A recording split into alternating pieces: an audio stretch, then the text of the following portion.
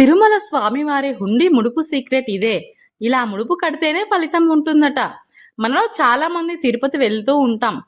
వెంకటేశ్వర స్వామి వారి హుండీలో కానుకలు ముడుపులు వేస్తాం. కోరికలు నెరవేరాలని కోరుకుంటాం. అయితే ఈ హుండీలో కానుకలు ముడుపులు వెనుక దాగి ఉన్న కొన్ని విషయాలను తెలుసుకుందాం. ప్రపంచంలో ఏ ఆలయానికి లేని విశిష్టత తిరుమల ఆలయానికి ఉంది. అదేమిటంటే హుండీలో కోట్ల రూపాయలు వచ్చి పడుతూ ఉంటుంది.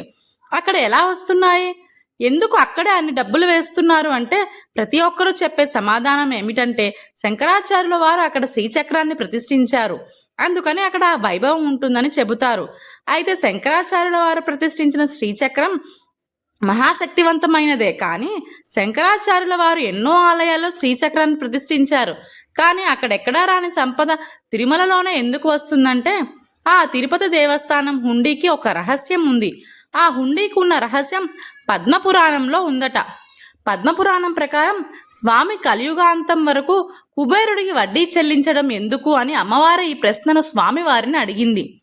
నేను మీ హృదయం మీద ఉన్నాను, మీ అప్పు ఒక్క నిమిషంలో తీర్చేస్తాను అని అమ్మవారు అంటే అప్పుడు స్వామివారు ఏమన్నారంటే, దేవి, నీవు నా దానివై ఉండగా నేను కుబేరుడి దగ్గర అప్పు తీసుకోవడం ఎందుకు? నేను అడిగితే కనకవర్షం కురిపించవు, కానీ ఎందుకు తీసుకున్నానో తెలుసా అని అప్పుడు స్వామివారే ఆ రహస్యాన్ని చెప్పారట. ఇంతకీ ఏమిటి అదంటే, పుట్టుకే లేని భగవంతుడు భూమిపైన అవతరించాలన్నా మన మధ్య ఉండాలన్నా సరే ఏదో ఒక కర్మనో కారణాన్నో సృష్టించుకోవాలి. ఇక్కడ కూడా కలవు శ్రీ వెంకటనాయక అని మనం అంటాం కదా, అంటే కలియుగానికి దైవం వెంకటేశ్వర స్వామి. అలాంటి స్వామివారు కలియుగం చివరి వరకు ఇక్కడ ఉండాలంటే ఎలా? లక్ష్మీదేవి ఆయన వక్షస్థలం మీదకు రాగానే వెంటనే వైకుంఠానికి వెళ్ళిపోవాలి. కానీ ఈ కుబేరుడికి అప్పు వడ్డీ కట్టడం అనే విషయంతో స్వామివారు ఇక్కడ ఉండటానికి ఆ లీల సృష్టించారట.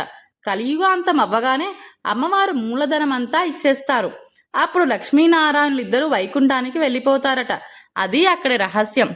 మనోరహస్యం ఏమిటంటే స్వామివారి సొమ్ముల్ని స్థలాల్ని అక్రమార్కులు కొట్టేస్తుంటే స్వామి ఎలా చూస్తూ ఉన్నారు అని అమ్మవారు స్వామివారిని అడిగితే అద్భుతమైన సమాధానం ఇచ్చారట. అదేమిటంటే మనం హుండీలో వేసే ధనాన్ని స్వామివారు 3 భాగాలుగా చూస్తారట. మీరు ఏ భాగంలో వేస్తున్నారు అనే దాన్ని బట్టి దాని ప్రతిఫలం ఉంటుంది. ఆ 3 భాగాలు ఏమిటంటే, మొదటిది నిష్కామ పుణ్యధనం, అంటే ఆ ధనాన్ని మంచి మార్గంలోనే కష్టపడి సంపాదించి ఉండాలి. ఆ ధనాన్ని ఏ కోరిక లేకుండా హుండీలో వేస్తే దాని నిష్కామ పుణ్యధనం అంటారట. స్వామివారు ఈ ధనాన్ని మాత్రమే కుబేరుడికి వడ్డీ కట్టడానికి ఉపయోగిస్తాడట. రెండోది పుణ్యధనం. అదేమిటంటే న్యాయంగా సంపాదించిన సొమ్మే, కానీ ఏదో ఒక ప్రతిఫలం ఆశించి హుండీలో వేస్తారు. ఈ సొమ్ము ద్వారా స్వామివారు అన్నదానాలు, ఆరోగ్య సేవలు, విద్యాదానాలు, వేద పఠనాలు వంటి పుణ్య కార్యక్రమాలు చేసేలా ఖర్చు చేయిస్తారట. ఇక మూడోది పాపపు సొమ్ము. నానా పనికిమాలిన పనులు చేసి తిరుమల వెళ్ళి హుండీలో డబ్బులు వేస్తారు కదా చాలామంది. ఆ సొమ్ము మీదే పాపాత్ముల కన్ను పడుతుందట. స్వామివారి స్థలాలు, సొమ్ములు దొంగతనం చేయటం వంటి పనులు చేసేవాళ్ళు. అలాంటి పాపాత్ములు ఆ సొమ్ము అనుభవిస్తే వాళ్ళ తరతరాలు అనేక ఇబ్బందులతో సతమతమైపోతారట. కాబట్టి మీరు ఎలాంటి సొమ్మును స్వామివారి హుండీలో వేయాలో ఆలోచించుకోండి. తిరుమలలో విరాజిల్లుతున్న వెంకటేశ్వర స్వామి కోట్లాది భక్తుల ఆశల ఆరాధ్యుడు. ప్రతిరోజు లక్షలాది మంది భక్తులు తమ కోరికలు, కృతజ్ఞతలతో హుండీలో సమర్పణ చేస్తారు. కానీ ఈ హుండీ వెనుక దాగి ఉన్న మహిమలు నిజంగా ఆశ్చర్యపరుస్తాయి. ఒకరోజు ఓ భక్తుడు ఎంతో భక్తితో తిరుమల వచ్చాడు. చాలా కాలంగా తన కోరిక నెరవేరాలని ప్రార్థిస్తూ స్వామివారికి హుండీలో కొంత డబ్బు సమర్పించాలని నిర్ణయించుకున్నాడు. ఆ డబ్బు అతనికి చాలా విలువైనది, కష్టపడి సంపాదించింది. ఎంతో ప్రేమతో స్వామివారికి అర్పించాలనుకున్నాడు. కానీ ఆలయానికి చేరుకున్న తరువాత అతనికి ఒక్కసారిగా షాక్ తగిలింది. తన దగ్గర ఉన్న డబ్బు కనిపించలేదు. ఎంత వెతికినా ఎక్కడా దొరకలేదు. అతని మనసు బాధతో నిండిపోయింది. స్వామి, నేను మీకు అర్పించాలనుకున్నది కూడా మీ దగ్గరికి రాలేదా అని కన్నీళ్లు పెట్టుకున్నాడు. ఆ తర్వాత అతను నిశ్శబ్దంగా స్వామివారి సన్నిధిలో నిలబడి గుండె నిండా ప్రార్థించాడు.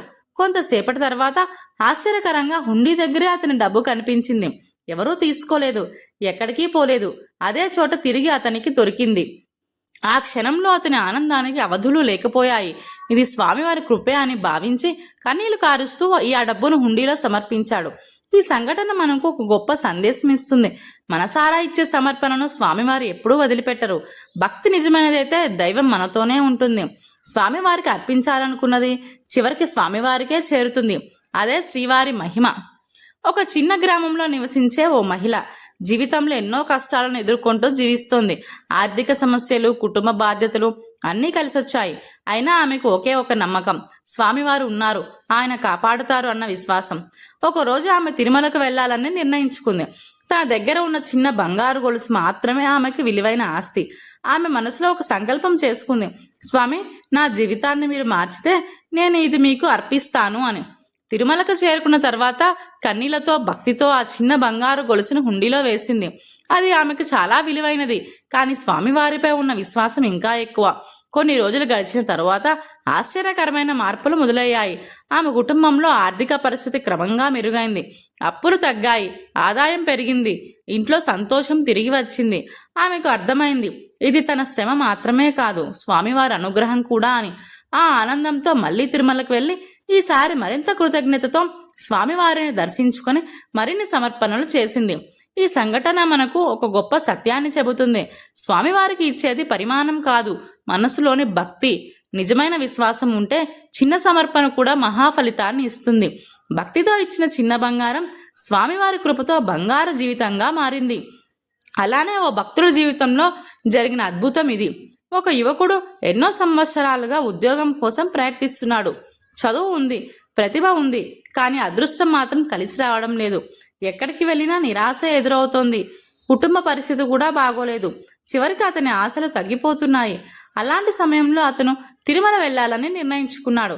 స్వామివారి సన్నిధిలో నిలబడి గుండె నిండా ఒకే ఒక ప్రార్థన చేశాడు, స్వామి, నాకు ఒక అవకాశం ఇవ్వండి, నా జీవితాన్ని మార్చే దారి చూపించండి అని. అతను తన దగ్గర ఉన్న కొంత డబ్బును భక్తితో హుండీలో వేసి ఒక మొక్కుకున్నాడు, నాకు ఉద్యోగం వస్తే మళ్ళీ వచ్చి మరింత సమర్పణ చేస్తాను అని. రోజులు గడిచాయి. ఒక రోజు అతనికి అనుకోకుండా ఒక ఫోన్ కాల్ వచ్చింది. అతను చాలా కాలంగా ప్రయత్నించిన కంపెనీ నుంచే ఇంటర్వ్యూ అవకాశం వచ్చింది. ఆ ఇంటర్వ్యూలో అతను బాగా ప్రదర్శించాడు. కొన్ని రోజుల్లోనే అతనికి ఉద్యోగం కూడా వచ్చేసింది. ఆ క్షణంలో అతని ఆనందానికి అవధులు లేకపోయాయి. వెంటనే అతనికి గుర్తొచ్చింది స్వామివారికి పెట్టుకున్న మొక్కు. తక్షణమే తిరుమలకు వెళ్లి కృతజ్ఞతతో స్వామివారిని దర్శించి తన వాగ్దానాన్ని నెరవేర్చాడు. ఈ సంఘటన మనకు గొప్ప సందేశం ఇస్తుంది. మనసారా చేసిన ప్రార్థన ఎప్పుడూ వృధా కాదు. సమయం వచ్చినప్పుడు స్వామివారు మన కోరికలను నెరవేరుస్తాడు. నిజమైన భక్తి, సరైన సమయం, స్వామివారి కృప, ఈ మూడు కలిస్తే అసాధ్యం కూడా సాధ్యమవుతుంది. ప్రతిరోజు లక్షలాది మంది భక్తులు తిరుమల హుండీలో తమ సమర్పణలు వేస్తూ ఉంటారు. కానీ కొన్నిసార్లు అక్కడ కనిపించే సమర్పణలు నిజంగా ఆశ్చర్యపరుస్తాయి. హుండీ లెక్కింపు సమయంలో సాధారణ డబ్బు, బంగారం మాత్రమే కాదు, విదేశీ కరెన్సీలు కూడా కనిపిస్తాయి. అమెరికా డాలర్లు, యూరోస్, ఇతర దేశాల నాణేలు. ప్రపంచం నలుమూల నుంచి భక్తులు స్వామివారిని విశ్వసిస్తున్నారని ఇది చూపిస్తుంది. అంతేకాదు, కొన్ని సందర్భాల్లో విలువైన వజ్రాలు, బంగారు ఆభరణాలు కూడా లభిస్తాయి. ఇవి భక్తులు తమ మొక్కులు నెరవేరిన ఆనందంతో సమర్పించినవే. ఇంకా ఆశ్చర్యకరమైన విషయం ఏమిటంటే, కొన్నిసార్లు భక్తులు ముఖ్యమైన పత్రాలు కూడా హుండీలో వేస్తారు. ఇంటి పత్రాలు, ఆస్తి రిజిస్ట్రేషన్ డాక్యుమెంట్స్, తమ జీవితాన్ని పూర్తిగా స్వామివారికి అర్పిస్తున్న సంకేతంగా. ఇవి చూస్తే ఒక విషయం స్పష్టంగా తెలుస్తుంది, స్వామివారిపై భక్తుల విశ్వాసం ఎంత గొప్పదో.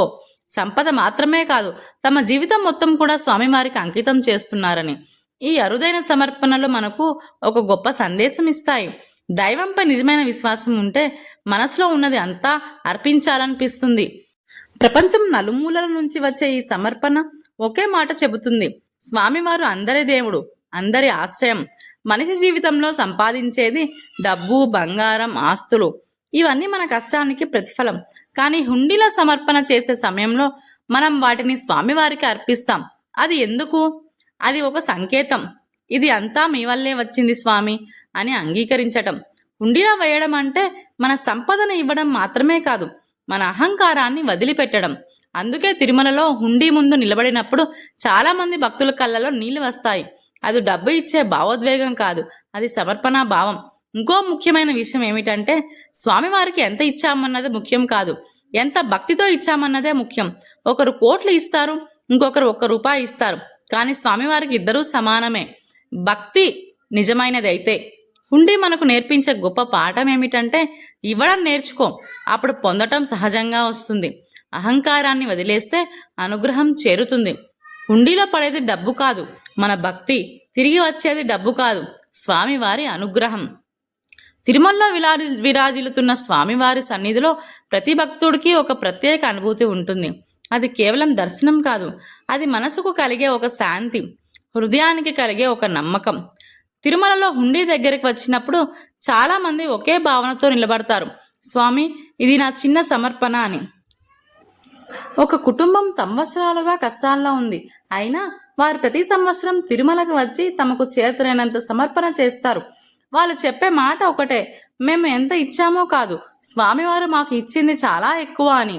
మరొక భక్తుడు చెబుతున్నాడు, నేను కష్టాల్లో ఉన్నప్పుడు కూడా హుండీలో సమర్పణ చేశాను, ఆ తర్వాత నా జీవితంలో మార్పులు మొదలయ్యాయి అని. ఇలాంటి అనుభవాలు వేలల్లో లక్షల్లో వినిపిస్తాయి. ఎందుకంటే హుండీ అనేది కేవలం డబ్బు వేసే స్థలం కాదు, అది భక్తి, విశ్వాసం, అనుభూతి కలిసే స్థలం. భక్తులు అక్కడ తమ బాధలను, ఆశలను, కృతజ్ఞతను అన్నిటినీ స్వామివారి పాదాల వద్ద ఉంచి వెళ్తారు. అందుకే తిరుమల నుండి బయటకు వస్తున్నప్పుడు వారి ముఖాల్లో ఒక ప్రశాంతత కనిపిస్తుంది. అది స్వామివారి ఆశీర్వాదం. భక్తితో ఇచ్చినది చిన్నదైనా స్వామివారి అనుభవం మాత్రం అపారంగా ఉంటుంది. తిరుమలలో వెంకటేశ్వర స్వామి హుండీ మనకు కనిపించే ఒక సాధారణ పెట్టె మాత్రమే, కానీ ఆ హుండీలో పడేది డబ్బు కాదు, భక్తి, విశ్వాసం, కృతజ్ఞత. తిరుమలకు వచ్చే ప్రతి భక్తుడు తన జీవితంలోని ఒక భాగాన్ని స్వామివారికి అర్పిస్తాడు. కొంతమంది కొంచెం ఇస్తారు, కొంతమంది ఎక్కువ ఇస్తారు, కానీ స్వామివారి దృష్టిలో అందరూ సమానమే. శ్రీవారి హుండీ మనకు చెప్పే గొప్ప సత్యం ఏమిటంటే ఇవ్వడం అంటే కోల్పోవడం కాదు, ఇవ్వడం అంటే పొందడానికి మార్గం. భక్తితో ఇచ్చిన ప్రతి సమర్పణ స్వామివారి అనుగ్రహంగా తిరిగి మన జీవితంలో వెలుగులు నింపుతుంది. అందుకే భక్తులు అంటారు, మేము కొంచెం ఇచ్చాం కానీ స్వామివారు ఎంతో ఎక్కువ ఇచ్చారు అని. భక్తితో అర్పించినది అనుగ్రహంగా మారుతుంది. స్వామివారి దయ ఉంటే అసాధ్యం అనేదే ఉండదు. గోవిందా గోవిందా.